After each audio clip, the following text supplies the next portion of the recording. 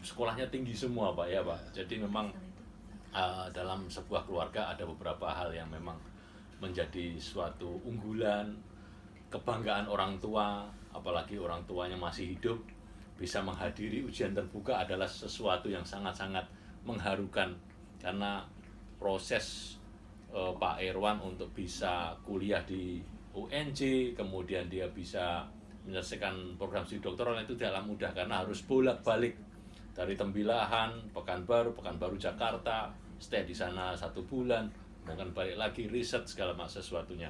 Ini kembali ke teman-teman yang sekarang sedang lanjut studi, sekarang sedang melaksanakan tugas akhirnya, kira-kira apa sih yang menjadi trik, apa suatu masukan dari Pak Dr. Irwan di tengah kesibukan masing-masing.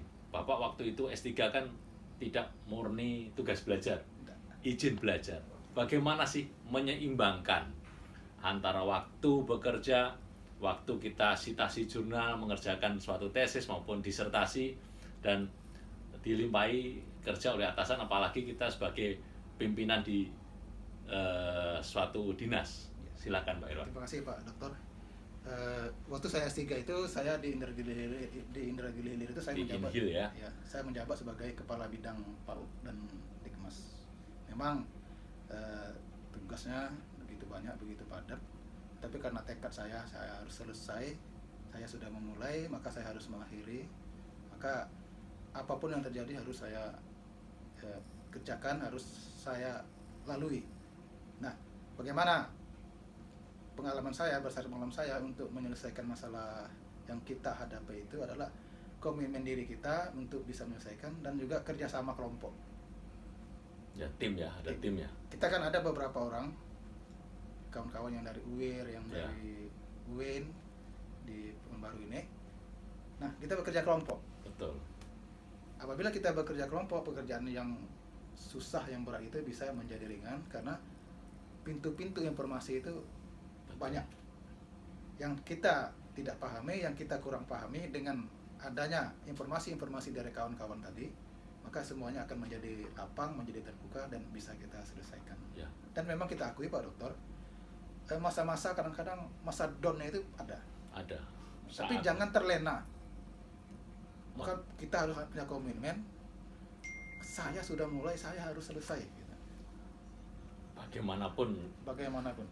caranya kita bisa support, apalagi support keluarga ya Pak Dokter ya, support keluarga karena bagaimanapun kita sekolah itu semuanya harus prihatin antara kebutuhan keluarga, kebutuhan anak, kita pun sendiri tidak bisa ditunda, apalagi permasalahan tiket segala macam. Intinya kata Pak Dr. Irwan, saya juga mengalami hal seperti itu, bergaulah dengan teman-teman yang sama-sama sekolah.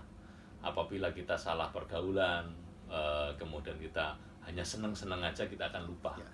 Ibarat kita tetap fight, terus jalan terus, apa yang sudah kita lakukan terlanjur basah sekalian. Seperti itu pepatah yang kita sama-sama selalu mendengar. Terima kasih Pak Dr. Irwan atas motivasi Bapak.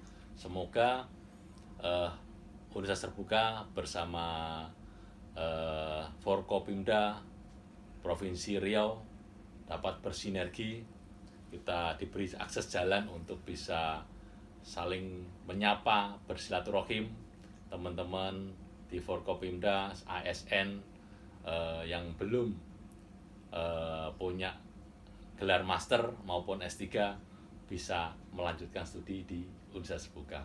Terima kasih Pak Dr. Irwan atas kehadirannya di UT Pekanbaru. Semangat buat teman-teman semua. Semangat. Sudah ada yang mengalami bahwa semuanya itu bisa selesai dengan cara kita sendiri, karena belajar di UT maupun belajar di perguruan tinggi lain yang bisa mengingatkan adalah diri kita sendiri. Sedikit lagi ya, Pak Dokter, silakan. untuk memotivasi kawan-kawan semua, kita UT tidak ketinggalan. Terbukti begini, ketika saya sudah ujian terbuka, Dokter, Yes. itu kan kita memperbaiki. Ya. Sebelum diterima oleh para pembimbing ya, pembimbing itu karena untuk finalisasi, ya itu kan seleksinya sangat ketat, betul. sampai 8 kali sampai 15 kali ketemu itu enggak selesai. Maka saya diamanahkan oleh sekretaris S3 itu Ya, prodi ya, sekretaris prodi. saya ingat namanya Profesor Dr. Mukniri Mukhtar itu.